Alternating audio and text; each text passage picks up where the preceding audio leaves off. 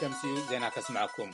سودان أباسا حابي عبي قد بهداسي مس إثيوبيا كتسمع مع تخيل بجزياون أبتعد قدم كنا تنيو كبلو ناي سودان مينيستر مايلوم معن سوني قاليسام تحتو تفاسس قبسن سودان إثيوبيا أب أملا الآن أسرار حانة تجزوف قد نأساري سممع كتفرم كدافع أساني حنيين حصير جزي أب قمت بمئتاو سودان أبتحت قدم كونتات زاقيد أب سممع استبس حلهم كلهم وعلات حاوسو نجزياوي سممعات كتقبلية إلهم مينيستر ماي ياسر عباس كاب كارتوم نريبورترات أبزهو مجلسي سحلف عمد يعني جمرة معرف مملأ تقدم مفس أماز جلسة إثيوبيا أب سممع تبسحة أي تبسحة أبزغص الورح حملة مملأ كمتقصل جالس على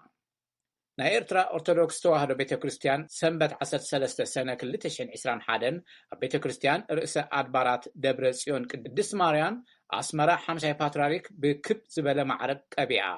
ኣብቲ ቅዱሳን ጳጳሳት ላዕለዎት ሰበስልጣን መንግስትን ግንባርን ዲፕሎማስያታት መራሕቲ ሃይማኖት ዲያቆናትን ሊቃውንትን ወኪላት ገዳማትን ኣብ ዝተረኽብሉ ዝተኻየደ ናይ ሽመትን ምቕባእን ስነ ስርዓት ብፁዕ አቡነ ጴርሎስ 50 ፓትርያርክ ርእሰ ሊቃነ ጳጳሳት ኦርቶዶክስ ተዋህዶ ኮይኖም ተሸይሞም ኣብቲ ስርዓት ሽመት ብፁዕ ወቅዱስ አቡነ ጴርሎስ 50 ፓትርያርክ ርእሰ ሊቃነ ጳጳሳት ሃገር ኤርትራ ንህዝቦምን ቤተክርስቲያንን ብትግሃትን ቅንዕናን ከገልግሉ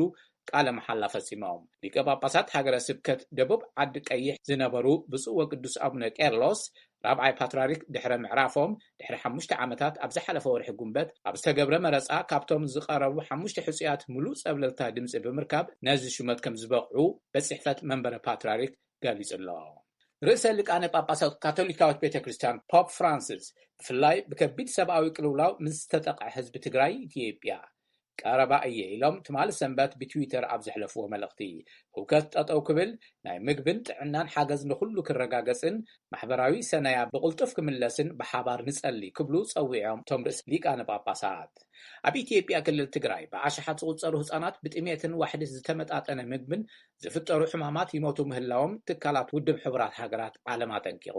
ሊዛ ሽሌን ካብ ጄኔቭ ንቪኦኤ ዝለኣኸቶ ጸብጻብ ሳራ ፍስሓየ ክተቕርቦያ ኣብ ጎንፂ ትርከብ ክልል ትግራይ ዋላኳ መንግስቲ ኢትዮጵያ ሓገዝ ወሃብቲ ትካላት ብዘይገለጸ ገምናብ ትኽልል ኣትዮም ሓገዛቶም ከባጽሑ ከም ዝኽእሉ ደጋጊሙ ቃል እንተኣተወውን ትካላት ውድብ ሕብራት ሃገራትን ካልኦት ውልቀ ገበርቲ ሰናይ ትካላትን ግና ስጋብ ሕዚ መእተው ይረኸቡን ወሃብ ቃል ዩኒሴፍ ጄምስ ኤልደር እታ ክልል ጥሜታን ጸላልይዋ ከም ዝርከብን ብቕልጡፍ ሓገዛት ረድኤት ከኣቱ እንተዘይተገይሩ ትግራይ ንልዕሊ 10 ዓመታት ሪኣቶ ዘይትፈልጥ ሓደጋ ከጋጥማ ከም ዝኾነ ይዛረቡ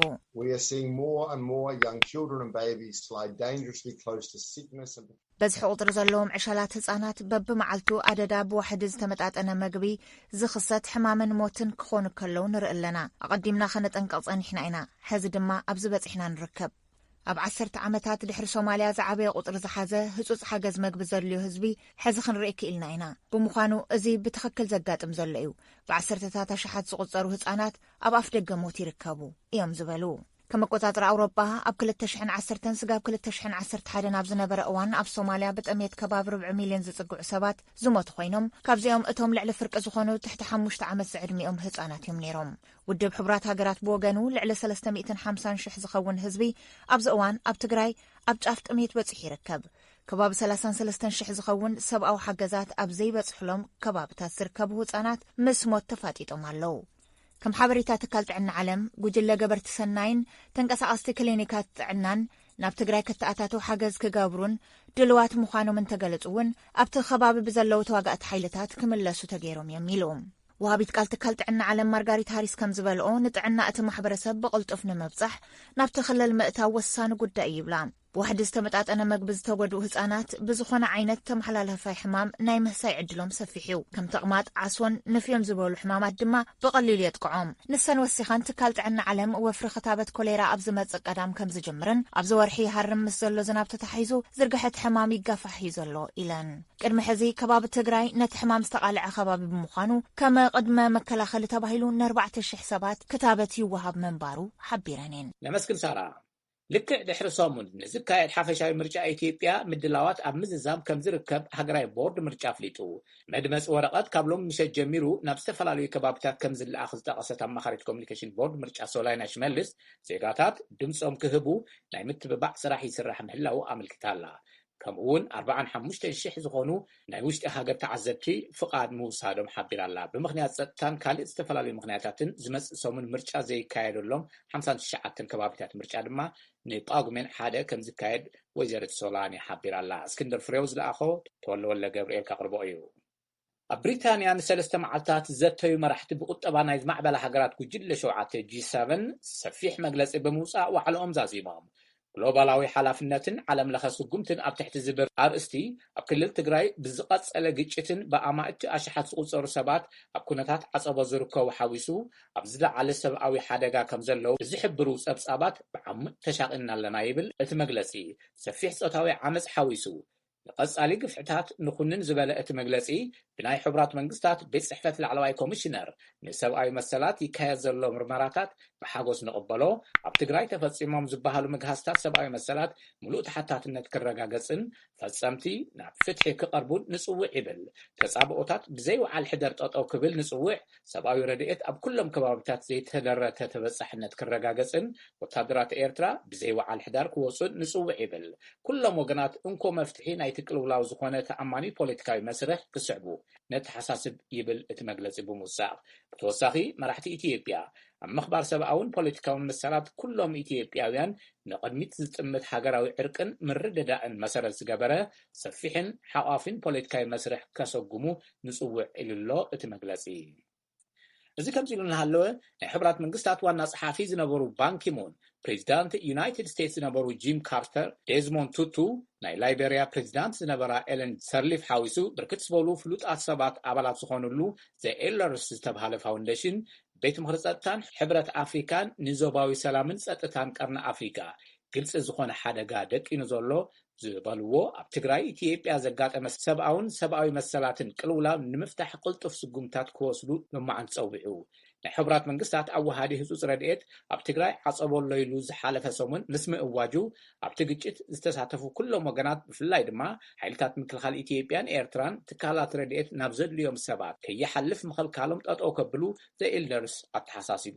ቤት ምክሪ ፀጥታ ሕቡራት መንግስታት እንተበፃሕነት ኣብ ልዕሊ ዝጥሕሱ ግቡእ ስጉምታት ክወስድ ዝፅውዕ ብመሰረት ዘሕለፈ ውሳነ 2417 ግብረ መልሲ ሕዚ ክህብ ኣለዎ ኢሎም። ሕብረት ኣፍሪካ ንናይቲ ኩነታት ሓደግኡ ኣፍልጦ ክህብን ናይታ ክፍለ ዓለም ሰላምን ምርግጋእን ሓላፍነቱ ክዋፁን ፀዊዑ ኣሎ።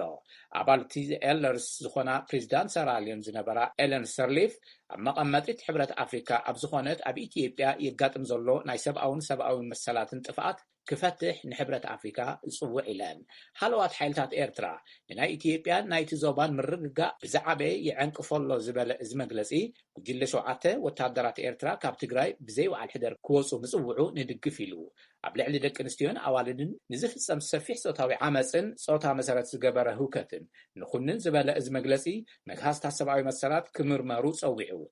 ናይ ኤልደርስ ኣዶ ወንበርን ናይ ሕቡራት መንግስታት ኮሚሽነር ሰብኣዊ መሰላትን ዝነበራን ሜሪ ሮቢንሰን ምግሳስን ፆታዊ ዓመፅን ብስልቲ ከም ናይ ኩናት መሳርሒ ምጥቃም ከቢድ ምጥሓስ ዓለም ለኸ ሕጊ ሰብኣውነት እዩ ኢለን። እዞም ዘይሕጋውያን ዘዋርዱን ተግባራት ኣብ ዝለዓለ ስልጣን ዝርከቡ ሓዊሱ ፍትሒ ክረጋገፅን ንቕድሚት ገበናት ንምክልኻልን ህይወተን ዝበርዐነ ደቂ ኣንስትዮን ኣዋልድን ፍትሒ ክረኽባን ኣለዎን ኢለን። እዚ ከምዚ ኢሉ እናሃለወ ናይ ኢትዮጵያ ምክትል ቀዳማይ ሚኒስተርን ሚኒስተር ወፃኢን ደመቀ መኮነን ብቅድሚት ማሊ ንማሕበረሰብ ዓለም ኣብ ዘመሓላልፎ ናይ ቪድዮ መልእኽቲ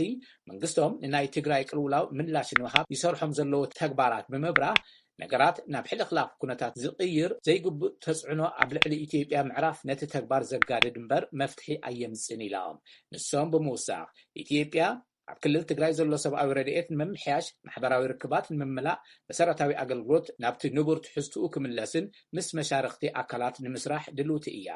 ኣብዚ ወሳኒ እዋን ኢትዮጵያ እትደልዮ ናይ መሓዙታን መሻርክታን ሓገዝ እምበር ነቲ ፀገም ብዝገደደ ዘተሓላልኽ ተፅዕኖ ኣይኮነን ኢሎም። ብኻልእ ወገን ናይ ትግራይ ክልል ሓደ ከባቢታት ንዝኸፍዐ ዓፀቦ ምቅልዑ ዝገልጽ መግለጽታት ኣብ መሬት ንዘሎ ሓቂ ኣየርእን ክብል መንግስቲ ኢትዮጵያ ኣብ ዝሓለፈ ሰሙን ኣፍሊጡ። ወሃብ ቃል ሚኒስተር ወፃኢ ናይ ሓደጋን ኣመራርሓን ስራሕን ኮሚሽነር ምትኩ ካሳ